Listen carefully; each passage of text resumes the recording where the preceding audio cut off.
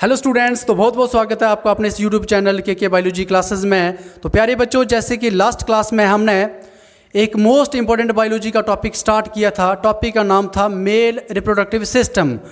तो उस क्लास में हमने क्या पढ़ा था कि मेल रिप्रोडक्टिव सिस्टम जो है वो हमारी बॉडी में पेल्विक रीजन में पाया जाता है, और ये हमारी बॉडी का एक ऐसा सिस्टम है जो कि डिफरेंट रिप्रोडक्टिव ऑर्गन्स का बना हुआ है।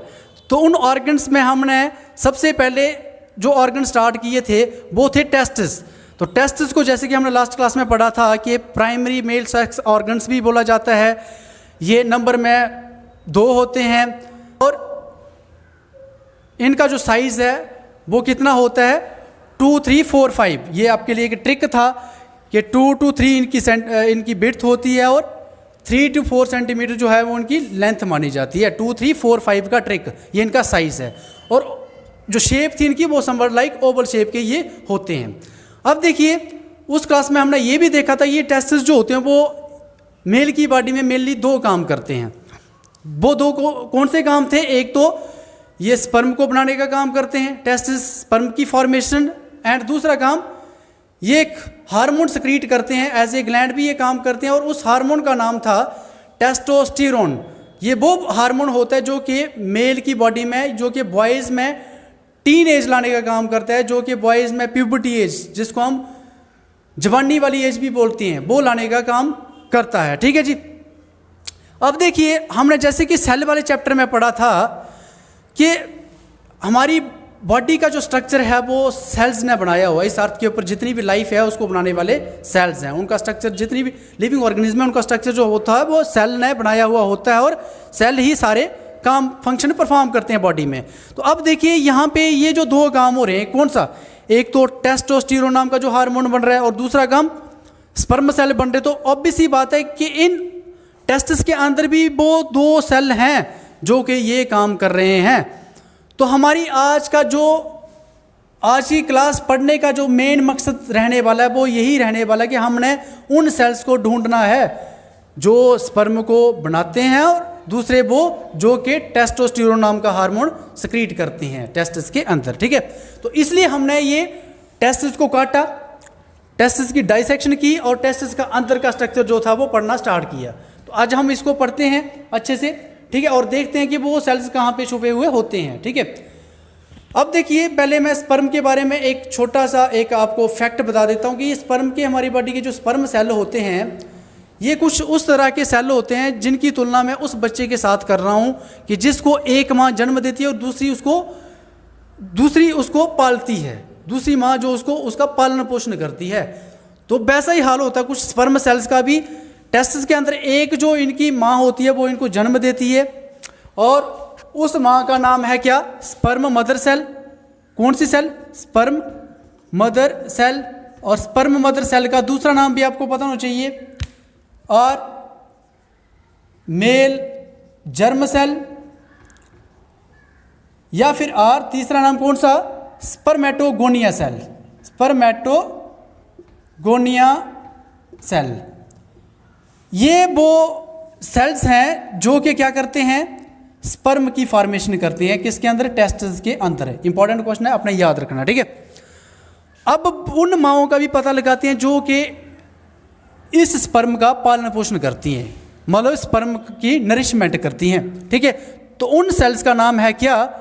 Sertoli cell. Sertoli cells. और सर्टोली सेल का दूसरा नाम है नर्स सेल। Nurse cells. ये नर्स सेल, इसको नाम इसलिए मिला हुआ क्योंकि ये स्पर्म की क्या करती हैं? नरिशमेंट। ये स्पर्म का पूरा पालन पोषण, स्पर्म को जो खाना शाना न्यूट्रिशन वगैरह चाहिए होता है वो ये सेल्स प्रोवाइड करती हैं। ठीक है। ये क्या करती हैं? नरिशमेंट करती हैं। किसकी? Nourishment of sperm. ठीक है। तो देखिए, अब हम उस सेल का नाम जान लेते हैं जो कि टेस्टिस के अंदर टेस्टोस्टेरोन नाम का हार्मोन सक्रीट करते हैं। ठीक है। तो उन सेल्स का नाम है लीडिंग सेल्स। Leading cells. और लीडिंग सेल का दूसरा नाम है क्या? Interstitial sales.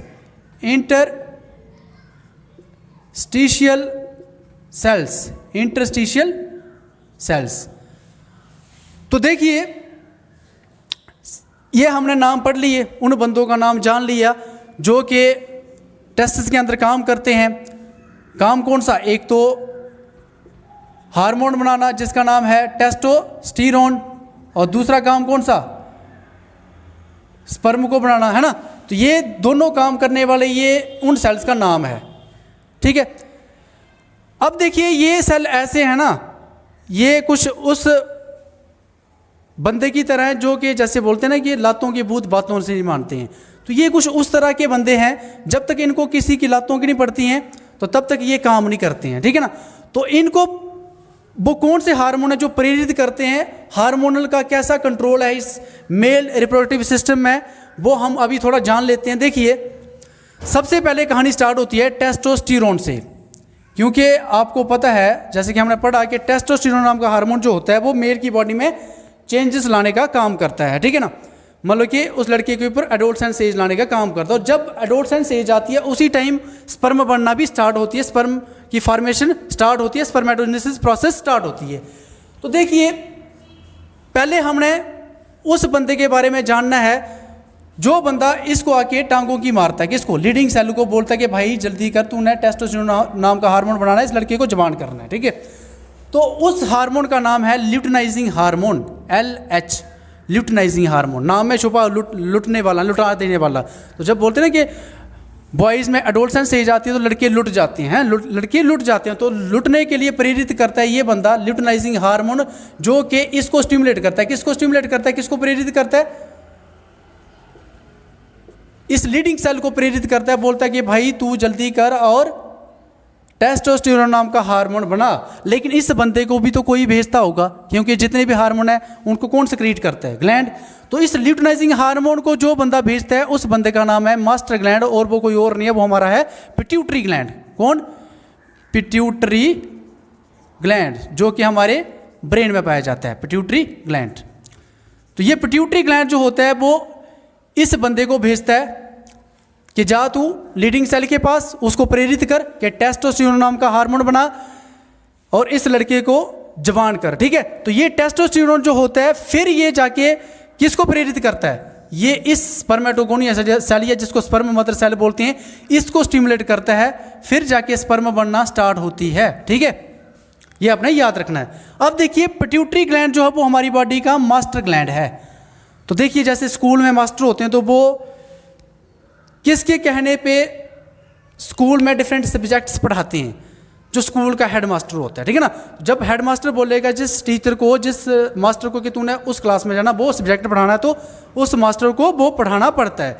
वैसे ही ये जो मास्टर ग्लैंड है इसको भी हमारी बॉडी में कोई चलाता है, इसको अपने इशारों पे नचाता है। तो वो बंदा है कोई और नहीं, हमारी बॉडी का सुपर मास्टर ग्लैंड, जिसको बोलते हैं हम हाइपोथैलेमस। ये भी इंपॉर्टेंट है। कौन सा? हाइपोथैलेमस, हाइपोथैलेमस,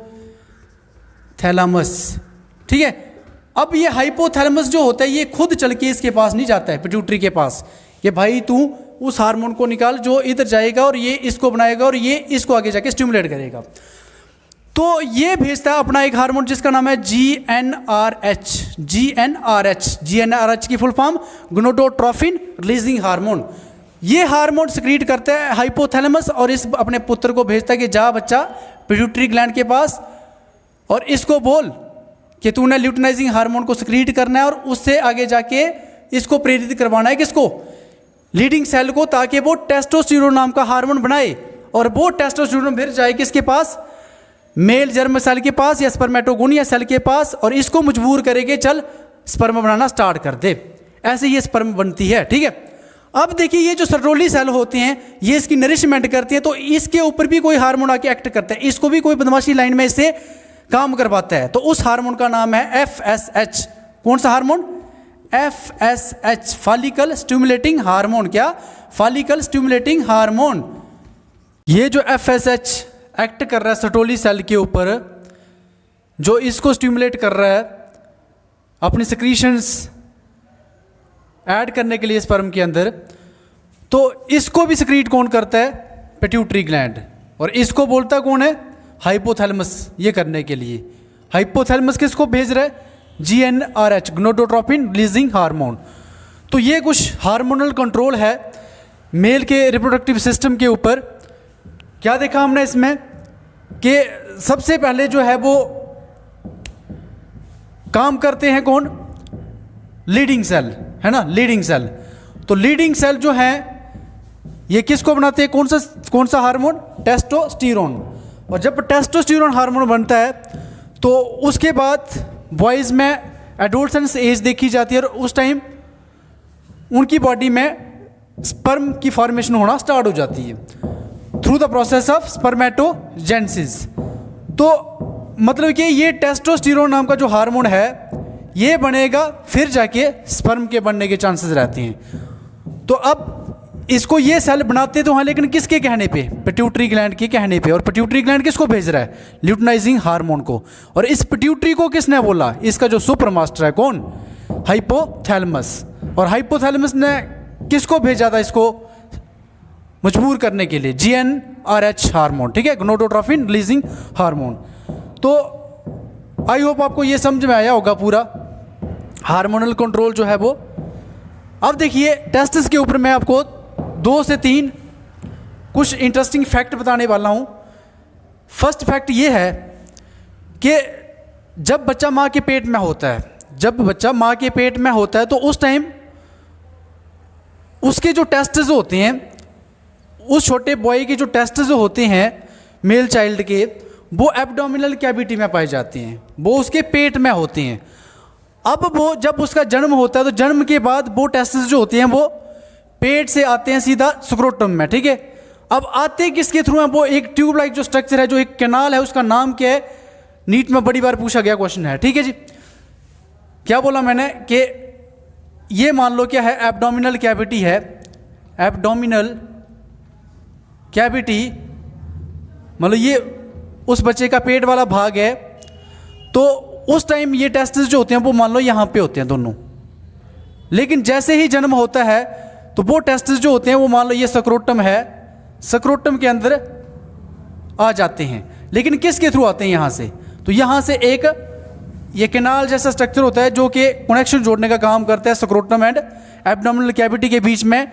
इस स्ट्रक्चर का नाम है inguinal canal, inguinal canal.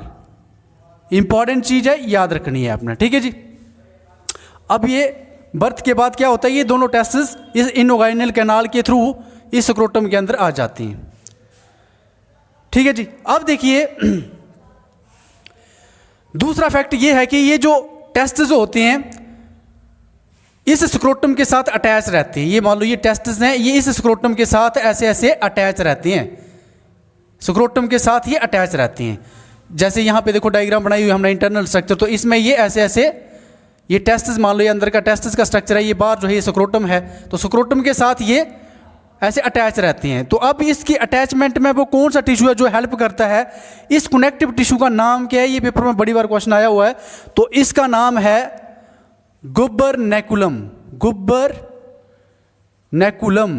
Most important चीज है, ये अपना याद रखनी है, ठीक है। तो चलिए अब हम इस स्ट्रक्चर की ओर चलते हैं। जो आपके सामने आपको दिख रहा है ये स्ट्रक्चर है टेस्टिस का इंटरनल स्ट्रक्चर। तो हमने इसको पढ़ने की जरूरत हमें इसलिए पड़ी क्योंकि हमने ढूंढना है किनको, ये लीडिंग सेल जो टेस्टोस्टेरोन नाम का हार्मोन बना रहे हैं, दूसरा हमने स्पर्मेटोगोनिया सेल को ढूंढना, और तीसरे हमने सेटोली सेल इसके अंदर ढूंढने हैं। उसके लिए हमने ये अंदर की इसकी एनाटॉमी पढ़नी है। तो जैसे ही हमने टेस्टिस को काटा, उसका इंटरनल स्ट्रक्चर देखा, तो सबसे पहले हमें क्या दिखा कि टेस्टिस के ऊपर 3 layers.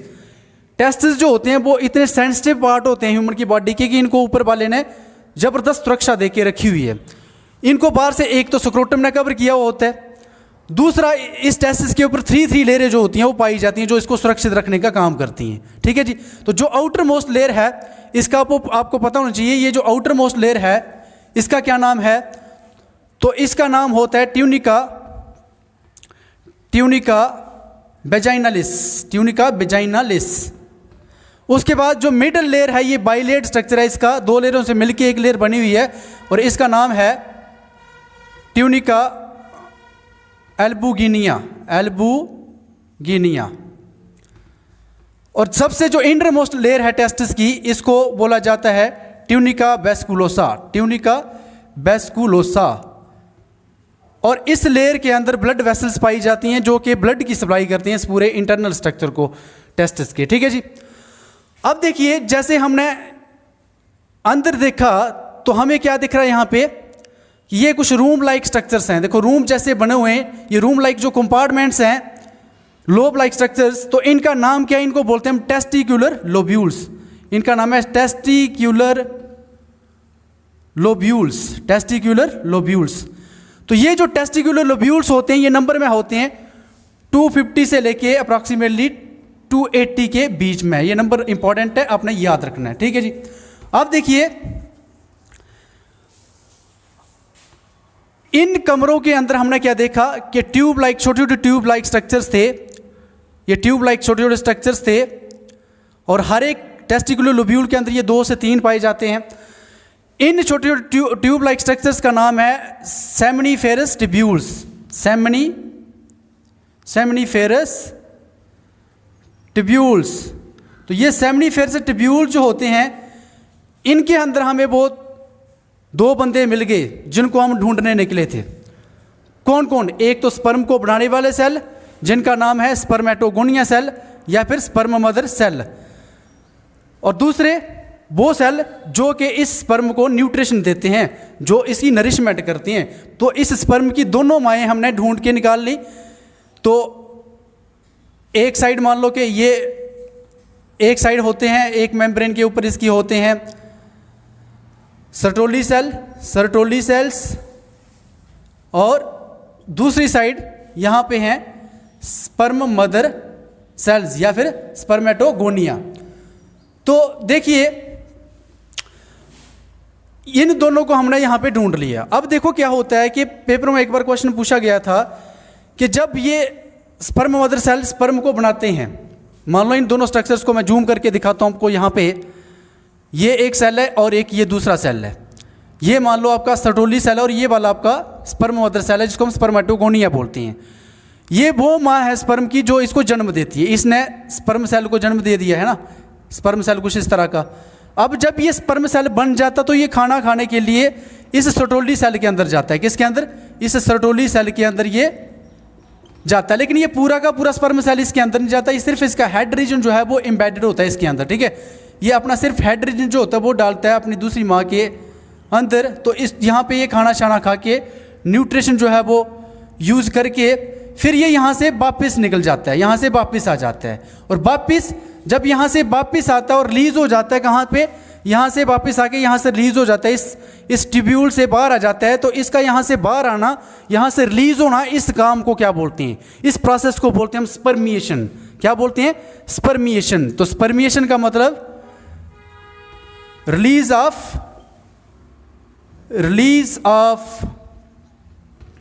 Sperm from seminiferous tubules. The process of release of sperm from seminiferous tubules are known as spermiation. Very important ये वर्ड है, इसको अपना याद रखना हमेशा के लिए। ठीक है जी। अब देखिए जैसे ही स्पर्म सेल यहाँ से बाहर आते हैं, अब ये कहाँ जाते हैं? तो ये सारी की सारी जितनी भी ट्यूबें होती हैं, जैसे इस वाले भी टेस्टिकुलर लोब्यूल के अंदर होंगी, इसके अंदर भी होंगी, है ना, इसके अंदर भी होंगी।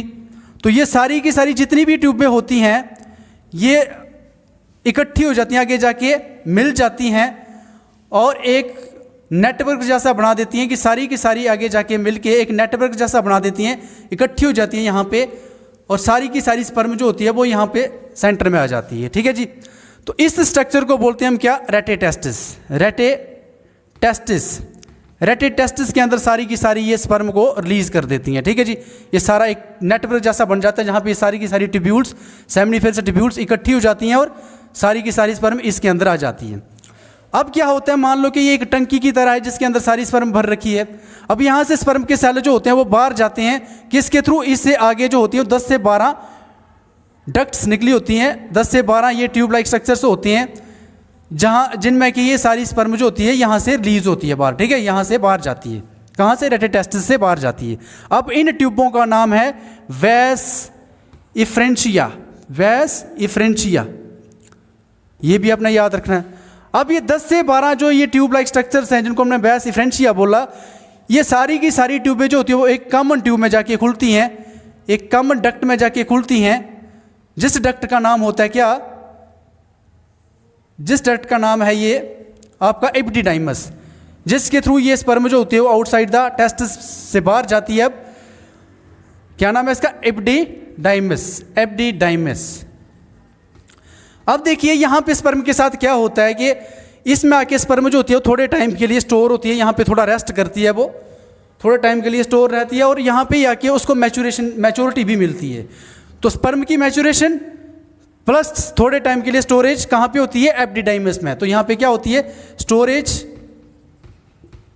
Of sperm for some time and they become mature. यहां पे थोड़े टाइम के लिए स्टोर रहती है, फिर ये मैच्योर हो जाती है यहाँ पे। तो इतने तक आपने इसका याद रखना। अब ये एपिडिडाइमस जो है वो इसके ये 3 पार्ट्स में डिवाइडेड है। ये इसका हेड वाला रीजन है, ये इसका मिडल वाला बॉडी वाला पोर्शन है और ये इसका टेल रीजन है, ठीक है, कैपेट कार्पस काउडा जिनको हम बोलते हैं। तो देखिए अब यहाँ तक तो हमने ये पढ़ लिया, सेल्स को चले थे ढूंढने, दोनों हमने ढूंढ लिए, लेकिन जो एक सेल था जिसका नाम था क्या, लीडिंग सेल, जो टेस्टोस्टेरोन नाम के हार्मोन को सक्रीट करता है, तो वो सेल जो होता है वो यहाँ पे पाया जाता है, इन स्पेसेस में पाए जाते हैं, ठीक है जी।